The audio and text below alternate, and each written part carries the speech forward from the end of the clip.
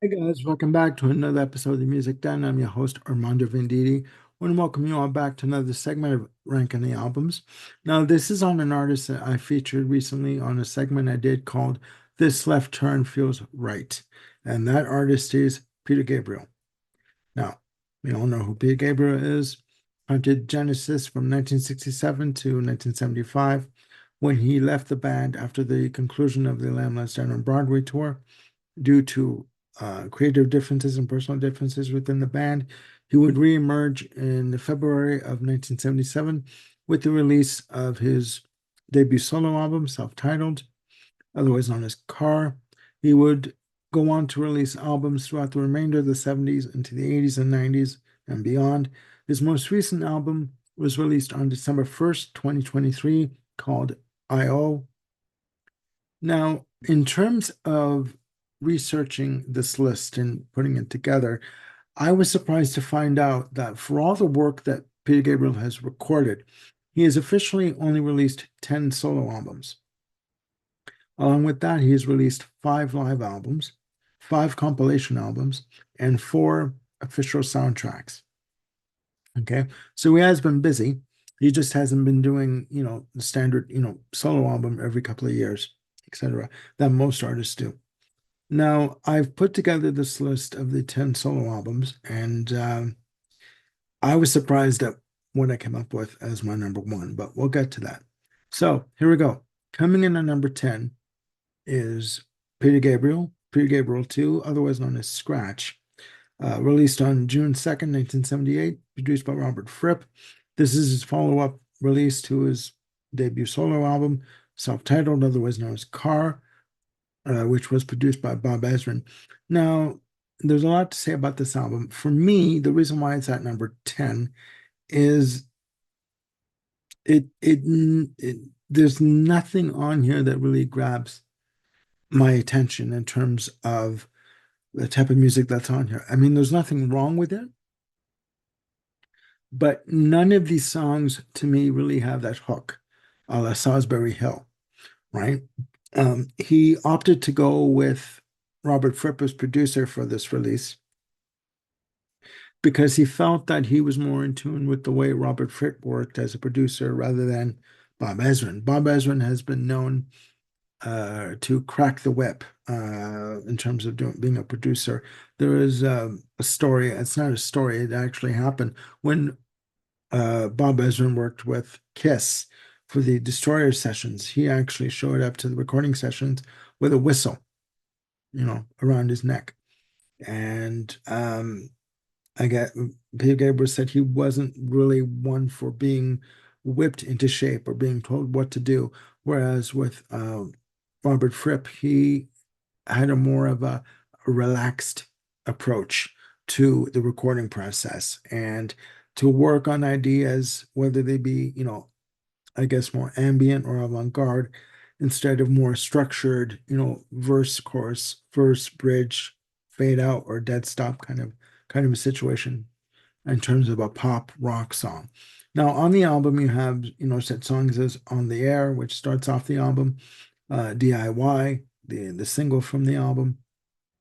Indigo is another one. Another track 8 is Exposure, which is a Robert Fripp track. But to me, it's it's a good album. It didn't grab me the way I thought as the first one did. But you know what? Again, there's nothing wrong with it. So that's number 10. As I scroll down my list here, coming in at number 9, we have Scratch My Back, released on February 12th, 2010, also again produced by Bob Ezrin. This is a covers album, and it features covers from such artists, sorry, as David Bowie and Radiohead. Um, other Lou Reed is another artist that's covered here. Arcade Fire is another artist. Um, 14 tracks and all, 15 if you got the digital download. Fantastic, fantastic. Um, what's different about this being a covers album, Peter Gabriel doesn't do the covers as a copy, as a carbon copy of the original. He does completely different arrangements, slowed down arrangements, and puts his own spin on these tracks. It's good. It's very good. Other songs of note are "The Boy in the Bubble" from Paul Simon. Um, you know, "The Power of the Heart" from Lou Reed. But to be honest with you, I really need to be in the mood to listen to this album. It's very low key, very subdued.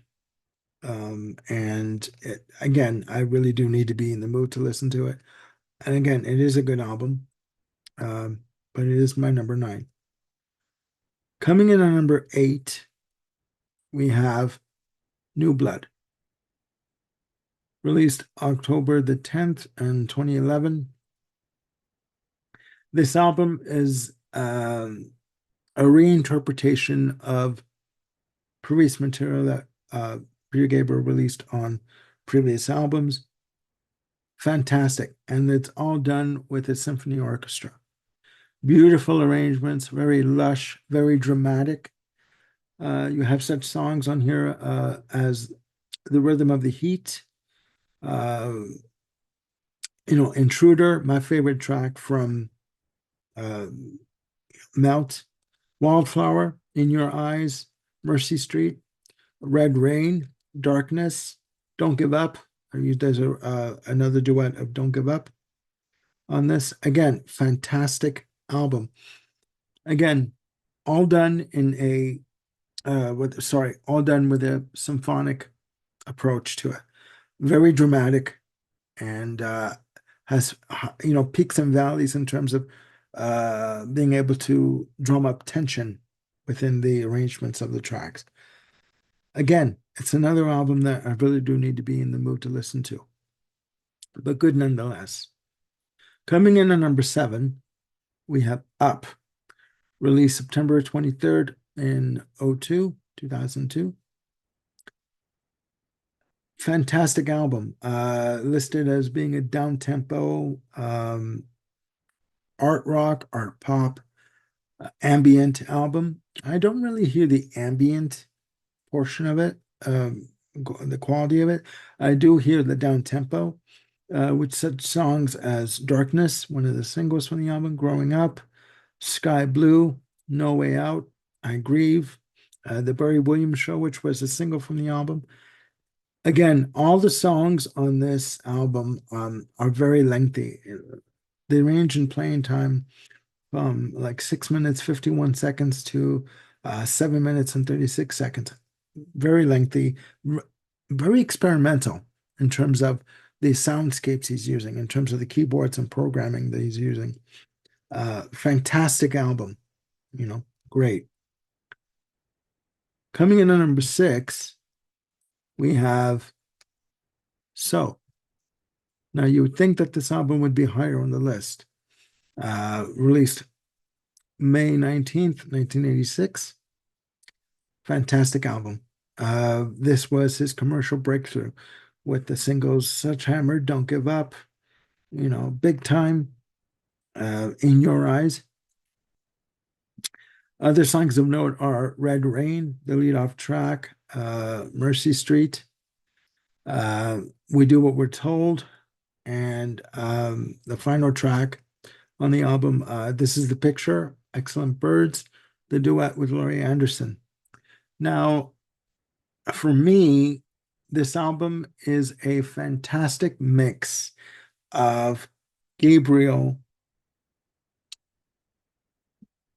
attacking the pop sensibility with songs like "Sledgehammer" and "Big Time." Funky as all get out, but also mixing the more, I guess, art rock um, avenue that he went down with songs like, "We Do What We're Told" and "This Is the Picture," "Excellent Birds." Amazing album. I think for me, the reason why it's number 6 is overplay.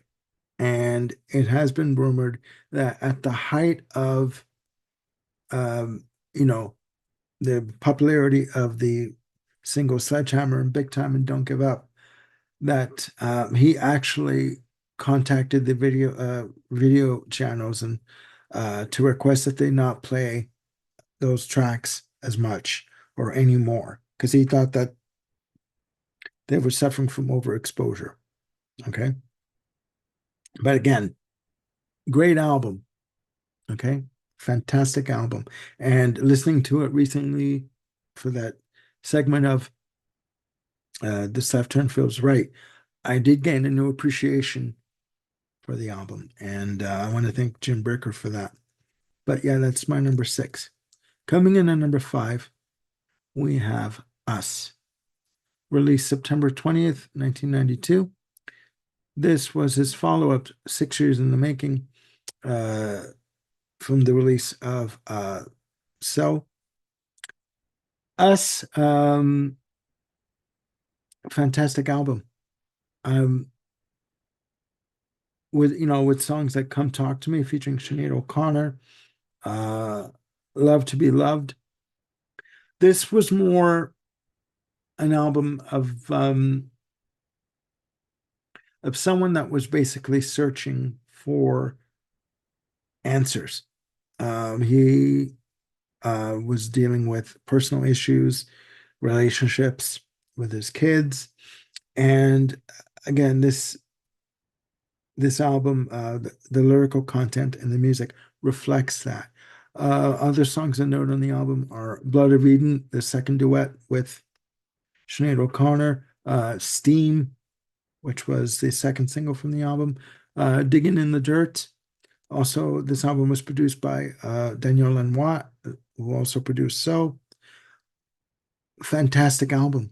Really good. Really good. Other songs I note on the album are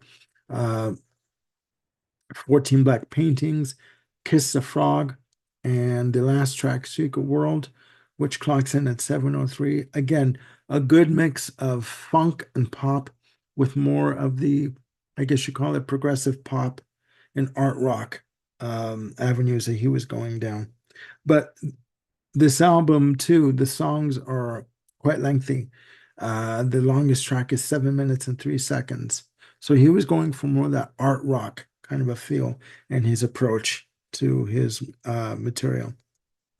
Coming in at number 4 is Security, released September 10th, 1982. Now, this album was when I first heard of Peter Gabriel. Now, Peter Gabriel, when he was first releasing his albums, the first 4 albums he wanted to call Peter Gabriel. Well, the first 3 he did. So you had Car, Scratch, and Melt.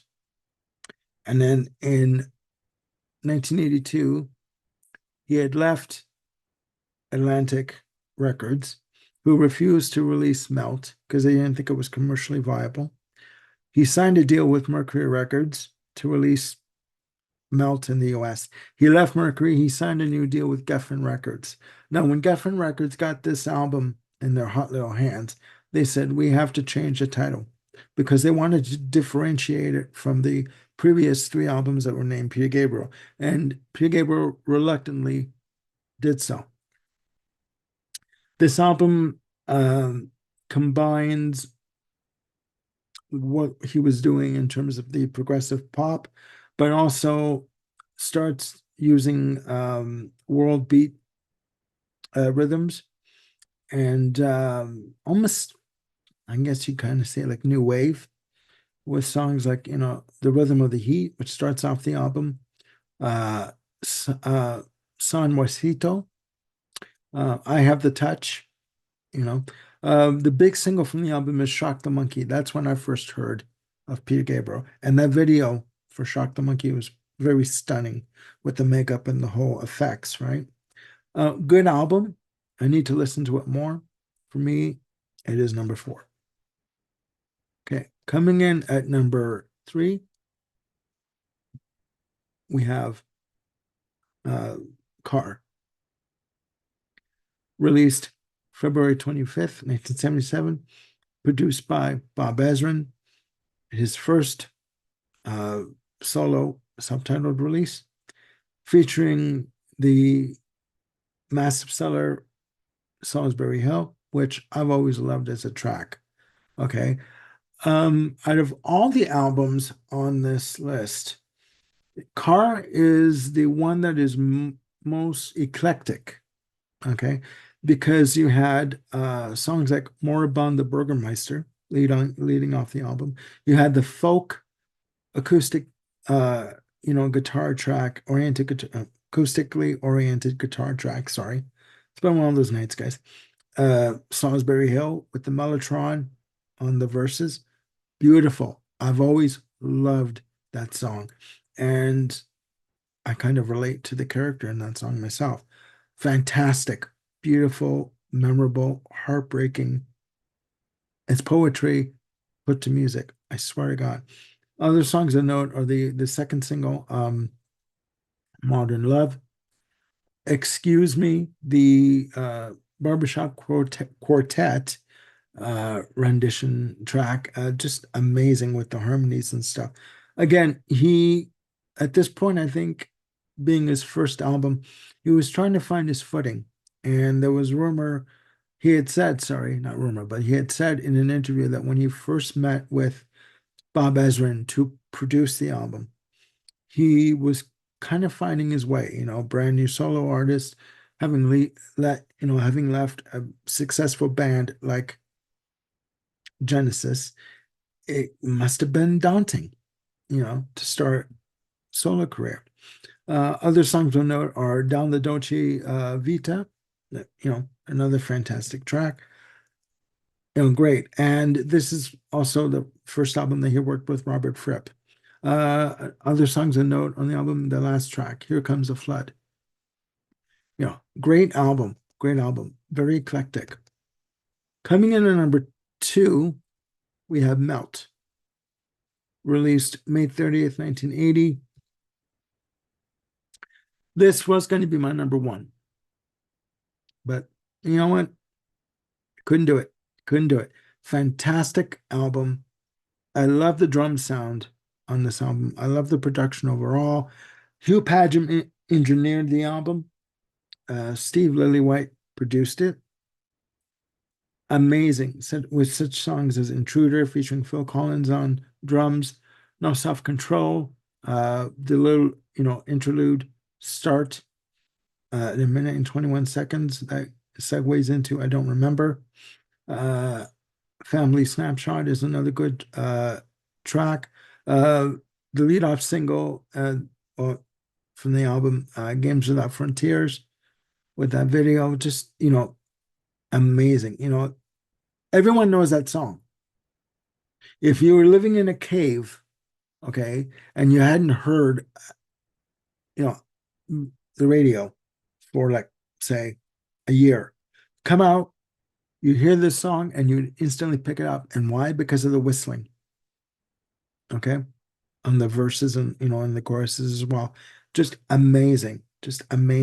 And pretty much, as popular as Salisbury Hill was, Games Without Frontiers put him on the map, with his solo career. Great album. And the album ends off with the 7-minute, 32-second Biko. Okay. Beautiful song. Okay. Coming in at number 1, we have I.O. Released December 1st, 2023. This is, as I said before, sorry. It's been one of those days, guys. Sorry. This is Peter Gabriel's first album in 21 years. The last album he released of original material was Up. The promotion for this album is very interesting. By the time the album was released, every single track on the album was released as a single digitally. Okay. So by the time you heard this album as a whole, you knew every song. Okay. This album has been released in multiple formats. You have a bright side, a dark side, an inside mix of it, which is also done in Atmos on the Blu-ray version of it. And for me, this album, first of all, when people think of Peter Gabriel, they think of very dark themes. He's very politically oriented in terms of human rights, etc. Songs like Biko. But this album is much more introspective. It's reflective in terms of taking stock of your life and looking around you and just enjoying what is in front of you. Now, working on with him on this album, you have of among other musicians, you have Brian Eno. Just amazing. Every track on this album is fantastic. You know, the lead off single Panopticon. I mean, just beautiful, beautiful. And from the notes I read on this album, sections of this album were recorded here in Edmonton, Alberta, during his tour with Sting, and it was recorded at the Rex Hall Place, which was a concert venue in Hockey Arena. And the music that was recorded doing sound checks for the shows that he did with Sting. Just an amazing album, and it basically is about an individual who has come to a point in his life where he feels like he doesn't have to prove anything to anybody or anything to himself anymore. And he's comfortable with what he's done and what he's accomplished. But he's also questioning, is there more to be done or more to accomplish? You know? And it's a fantastic album. One of the main songs that really got me was a song called This Is Home. And this is where he's saying to his wife, I've been traveling all around the world. I've been touring. I've been doing what I need to do to get myself out there when all I really needed was right in front of me. You are all I need, and you are all I want. And you are the one that makes me feel at home and comfortable and loved and secure and safe. You know what? I think it's a fantastic sentiment. I think it's a fantastic. This album is simply fantastic. It really, truly is. And so there you go, guys. That's my list, ranking the albums of Peter Gabriel. Please let me know down in the comments down below what you think of the ranking or what your ranking of the albums are for Peter Gabriel. And if there's an album within his catalog, soundtracks included, that you would like to switch out, or maybe you want to do a ranking of his soundtracks and, include that too. It doesn't matter. It's all opinion, right? There's no right or wrong answers. So again, please let me know what you think. And click like and subscribe and hit the notification bell to keep yourselves on top of any new content I got coming up. I've got segments coming up with Bill Schuster. He's coming back on the channel. Also, I've got segments coming up with Jim Bricker and also Ken Cheshire. We're working on some ideas. So, and we're going to have them to you as quickly as we can. So please, again, click like and subscribe and hit the notification bell. And we will be back with you with more videos. So please look after yourselves and one another. Signing off for tonight, I'm Armando Venditti. Please look after yourselves. Bye for now.